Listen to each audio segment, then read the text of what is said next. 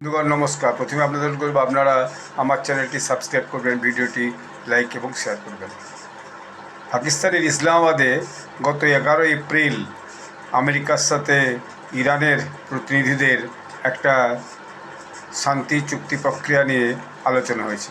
যদিও সেই আলোচনা থেকে সদর্থক কিছু বেরিয়ে আসেনি, কিন্তু সেই আলোচনার পর সোশ্যাল মিডিয়াতে একটা ফটো এবং একটা ভিডিও ভীষণভাবে নেট মাধ্যমে চলছে এবং বহু লোক এটা গেলে পর্যালোচনা করছে।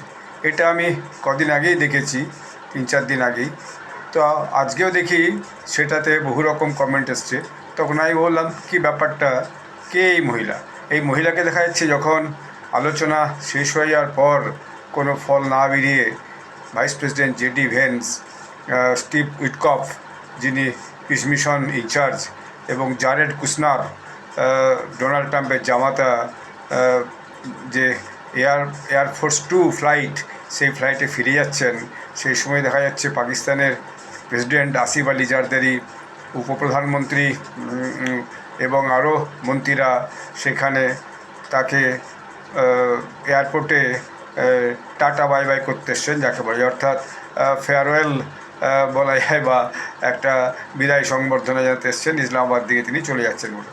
তো সেই সময় দেখা গেল তাদের মাঝখানে একজন মহিলা, কম বয়সী মহিলায় সেখানে খুব তৎপরতার সঙ্গে বিভিন্ন জনের সঙ্গে কথা বলছে। জেডি ভেন্সের সঙ্গে কথা বলছেন, তারপর যিনি ইশাকদার অর্থাৎ উপপ্রধানমন্ত্রী, তার সঙ্গে কথা বলছেন, প্রেসিডেন্ট জারদারির সঙ্গে কথা বলছেন। তো সবাই তখন খুঁজতে শুরু করে ইনি কে। তো আমিও দেখলাম যে ঠিক আছে, এই কে মহিলা যাকে নিয়ে এত আলোচনা হচ্ছে, মধ্যবয়সী মহিলা, কি ব্যাপারটা দেখি। তারপর জানা গেল তিনি হচ্ছেন নাটালাই এ বেকার।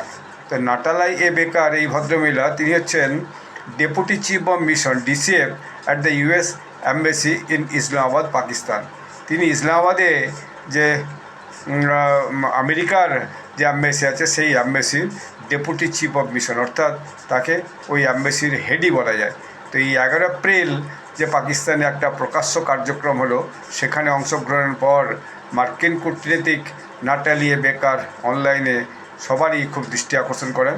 যখন উচ্চ পর্যায়ের আলোচনার পর মার্কিন এবং ইরানি প্রতিনিধি দল ইসলামে পৌঁছায়, তিনি তখন তিনি এই দলের সঙ্গে থাকার জন্য খুব গুরুত্বটা পেয়েছেন।